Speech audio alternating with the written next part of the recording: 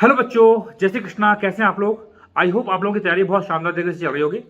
बच्चों, कई बच्चों ने मुझे पूछा है कि सर इस समय बोर्ड का भी बर्डन आ रहा है और जेईई मेंस और एडवांस की भी तैयारी करनी है, तो सर बोर्ड को और जेईई मेंस और एडवांस को हम कैसे मैनेज करें?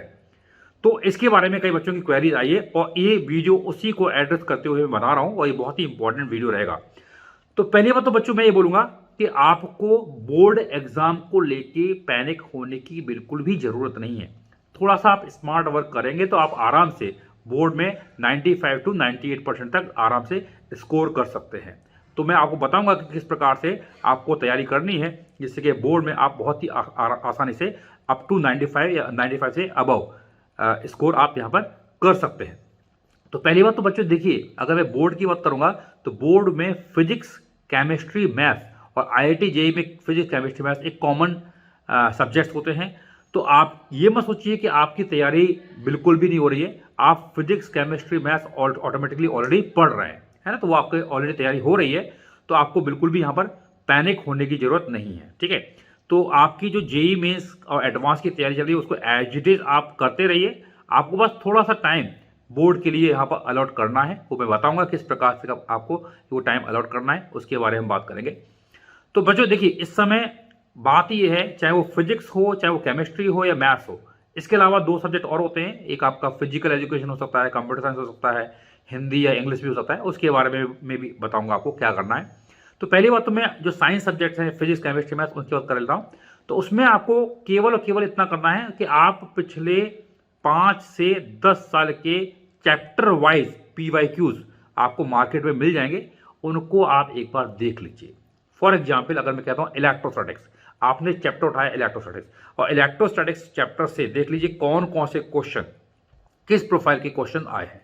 तो ये आप जानते हैं कि भाई अगर देखा जाए तो सिलेबस की बात की जाए तो सिलेबस जो बोर्ड का सिलेबस है और आपका आईआईटी का सिलेबस है वो मोरलेस सेम ही है, कोई अलग नहीं है। ओनली डिफरेंस इज दैट कि आपका आईआईटी में जो क्वेश्चंस आते हैं एप्लीकेशन बेस्ड क्वेश्चन आते हैं, जबकि बोर्ड में जो क्वेश्चन आते हैं वो थियोरेटिकल क्वेश्चन आते हैं। तो आप जब पीवाईक्यूज देखोगे तो आपको एक बेसिक आइडिया लगेगा कि किस तरह के क्वेश्चंस बोर्ड में पूछे जा रहे हैं। तो आप जानते हैं कि यूजुअली जो क्वेश्चंस आते हैं वो डेरिवेशन बेस्ड क्वेश्चन आते हैं। तो आपको क्या करना है, एक बार पीवाईक्यूज देख लिया, पीवाईक्यूज देखने के बाद उस पर्टिकुलर चैप्टर को, जैसे आपने मान लो इलेक्ट्रोस्टैटिक्स का पीवाईक्यूज देख लिया है, तो उसके पर्टिकुलर चैप्टर के आपको एनसीईआरटी वहां पे पढ़ लेनी है। तो एनसीईआरटी आप पूरा पढ़ लीजिए और जब आप एनसीईआरटी पढ़ोगे तो आपके बैक ऑफ माइंड में वो क्वेश्चन जरूर होंगे जो बोर्ड में पूछे गए। तो एक बार एनसीईआरटी पढ़ लीजिए, क्वेश्चंस देख लीजिए।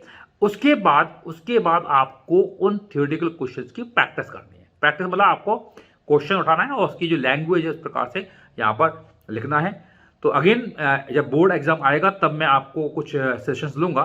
बोर्ड एग्जाम से जस्ट पहले मैं आपको सेशन लूंगा तो बताऊंगा कि किस प्रकार से आपको लिखना चाहिए पेपर में, क्या क्या पॉइंट्स का ध्यान रखना चाहिए, वो सब मैं आपको एक डिटेल वीडियो बनाऊंगा, उसमें मैं आपको बताऊंगा और मैं आपको क्वेश्चंस की प्रैक्टिस भी कराऊंगा। तो आप इस चैनल में बने रहिए, तो इसी चैनल पर हम बोर्ड की भी यहाँ पर तैयारी करेंगे। ठीक है, तो ये मैंने आपको एग्जाम्पल दे दिया कि भाई इलेक्ट्रोस्टैटिक्स में आपके क्वेश्चंस आ रहे हैं, उनको आप किस प्रकार से सिलेक्ट कर रहे हैं और कैसे उन क्वेश्चन को लिख रहे हैं। तो लिखने की थोड़ी बहुत प्रैक्टिस करनी है। तो ऑन एन एवरेज मैं बोलूंगा कि आज के बाद आप क्या कर सकते हैं, रोज आधा से 1 घंटा निकाल सकते हैं, हाफ एन आवर से 1 आवर निकाल सकते हैं और उस टाइम में आपको क्या करना है, बोर्ड की तैयारी कर लेनी है। ठीक है, अच्छा, एक ये तो हो गया आपका फिजिक्स, केमिस्ट्री, मैथ्स। तो मेरे ख्याल से फिजिक्स, केमिस्ट्री, मैथ्स में आपको एज सच कोई ज्यादा बड़ी दिक्कत नहीं आएगी। जो दिक्कत आ सकती है वो आपके अदर सब्जेक्ट जो सब्जेक्ट्स हैं, जैसे आपका इंग्लिश है या फिजिकल एजुकेशन है, कंप्यूटर साइंस है, हिंदी है। तो इन दैट केस अगेन जो आपका स्ट्रैटेजी रहेगा वो ये रहेगा कि आपको अगेन पीवाईक्यूज देखने हैं एंड करस्पॉन्डिंग जो भी बुक है उसकी रीडिंग करनी है। जैसे अगर मैं इंग्लिश की बात करूंगा तो इंग्लिश की जो भी आपकी जो बुक है, स्टोरी बुक है या आपका पोएट्री बुक है, जो भी है, उसको आप एक बार गो थ्रू हो जाइए एंड एक बार गो थ्रू हो जाएंगे उसके बाद आपको जो पीवाईक्यूज हैं उनको सॉल्व करना है। देखो बच्चों, मेन चीज है कि आपको पैनिक नहीं होना है। एक प्रॉपर तरीके से आपको एक प्लानिंग करनी पड़ेगी, आपको एक टाइम अलॉट करना पड़ेगा। तो आप रोज अगर 1 घंटा भी बोर्ड को दे देंगे तो डेफिनेटली बोलूंगा कि आपका आराम से 95% प्लस आपका स्कोर आराम से यहाँ बोर्ड में आ जाएगा। ठीक है, तो बस ये मैं बोलूंगा कि एक टाइम अलॉट कर लीजिए बोर्ड के लिए और PYQs देख लीजिए।